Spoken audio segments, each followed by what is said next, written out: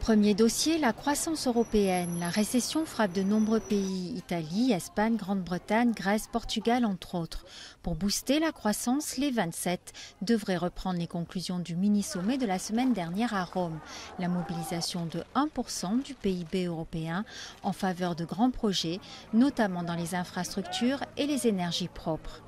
Mais cela ne suffira pas à calmer les marchés qui veulent des assurances sur la dette publique. Faute de quoi, ils font payer, comme c'est le cas depuis des mois, des taux d'intérêt quasi insupportables aux pays les plus endettés comme l'Espagne et l'Italie. Plusieurs pays, dont la France, poussent à la création d'euro-obligations, un système qui rendrait les différents pays européens solidaires de la dette de leurs partenaires. L'Allemagne ne veut pas en entendre parler. Angela Merkel l'a répété très fermement à la veille du sommet. Pour elle, c'est contre-productif. Enfin, le troisième grand dossier sera l'union bancaire. Les unes après les autres, les banques européennes, dernièrement les espagnoles, appellent à l'aide.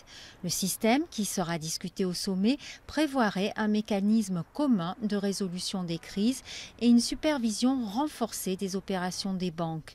Mais ce dossier aussi est contentieux avec l'Allemagne, qui ne veut pas se voir forcée d'aider systématiquement et sans droit de regard les banques en difficulté.